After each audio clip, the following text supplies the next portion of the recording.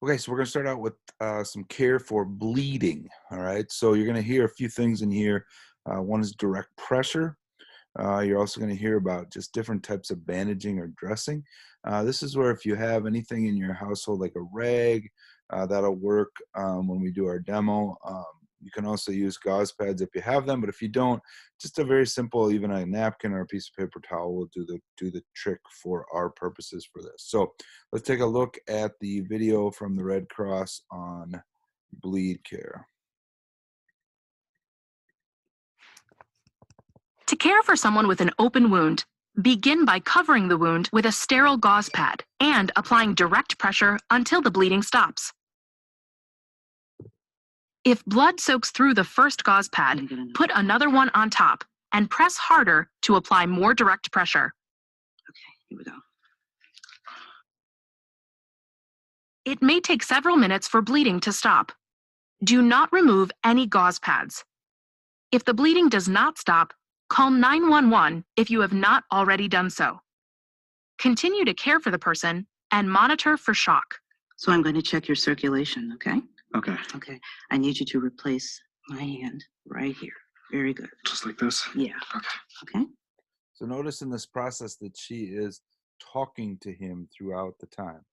This is a really important aspect of first aid care is that you have the ability to have a conversation with the person, keep them calm, ask them questions, try to find out if there's any other info you need, those type of things. Hugely, hugely, hugely important.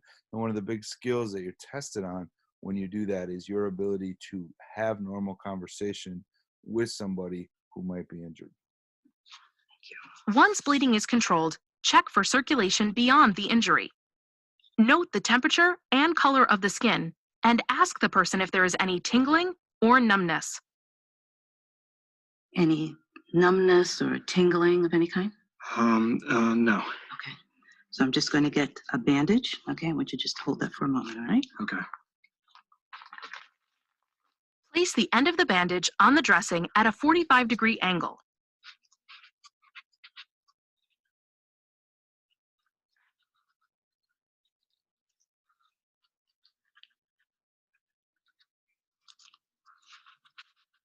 Continue wrapping the bandage over the dressing. Yeah. Thank you for holding that for me. No problem. Thank you. You're a good assistant. Thank you. We'll get this done. One more. Okay. Once the dressing is covered, roll out the remaining length of bandage. While holding the bandage, use the index finger of the other hand to split the bandage in half, moving it down and underneath the limb.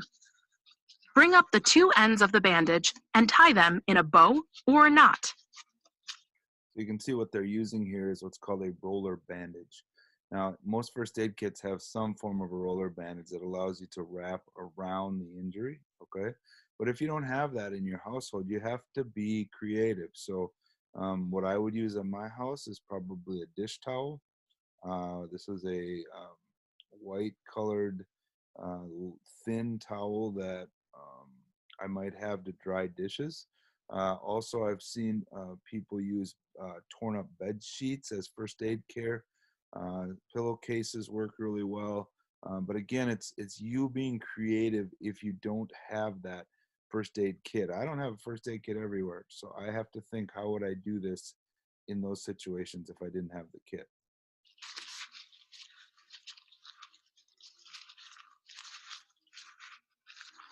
Okay. So I'm going to check your circulation again, okay? Okay. Okay. Check again for circulation beyond the injury. If there is any change, the bandage may be too tight, and you will need to carefully loosen the bandage. Feel any numbness or tingling or anything like that? No.